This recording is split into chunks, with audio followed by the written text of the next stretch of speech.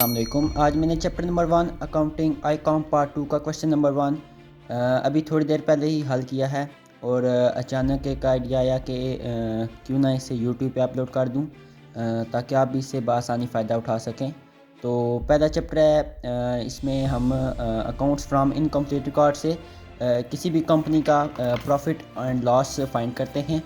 तो इसमें first problem दी गई है। प्रॉब्लम आपके सामने है। और trader keeps his book by single entry method के साथ एक ट्रेडर अपने अकाउंट्स लिखता है। His position on 31 December 2015 was as follows. 31 दिसंबर 2015 को उसकी पोजीशन नीचे दी गई है। पोजीशन आपके सामने दी गई है।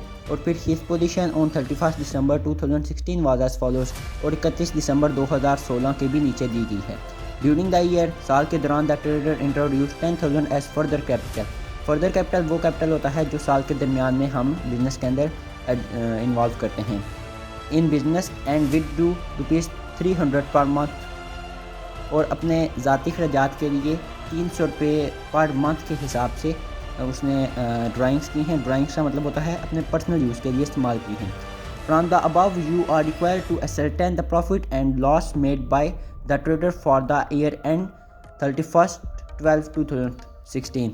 तो इस क्वेश्चन में कहता है कि ऊपर दी गई तमाम चीज़ों में से आपने प्रॉफिट और लॉस फाइंड करना है उस ट्रेडर का। तो क्वेश्चन हमने शुरू किया है। तो सबसे पहले इसकी स्टेटमेंट ऑफ अफेयर्स बनाई जाती है। हमने फर्स्ट ईयर की स्टेटमेंट ऑफ अफेयर्स बनाई है। एज एट 31 दिसंबर 2015 लिखा जाता है। इसमें लेफ़्ट साइड जो कि डेबिट होती है एसेट्स अमाउंट रुपीज़ में, फिर लाइबिलिटीज़ आती हैं, फिर रुपीज़ अमाउंट।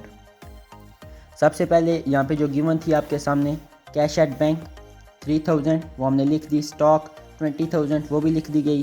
फिर डेटर्स जो कि जिनसे हमने पैसे लेने होते हैं 30,000 तो वो हमने लिख दी। मशीनरी वर्थ फिक्स्ड एसेट होता है इसलिए एसेट टाइप में आएगा 50,000 रुपये की।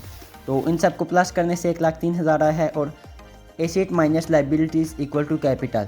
तो क्रेडिटर्स 23,000 के थे, हमने इधर लिख लिए और कैपिटल 80,000 हमारे पास आया।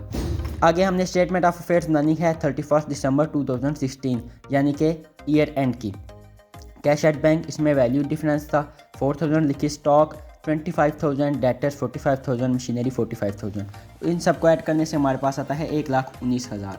क्रेडिटर्स इसमें 25,000 गिवन थे तो हमने कैपिटल बैलेंसिंग फिगर जो आया वो 94,000 हमारे पास आया है।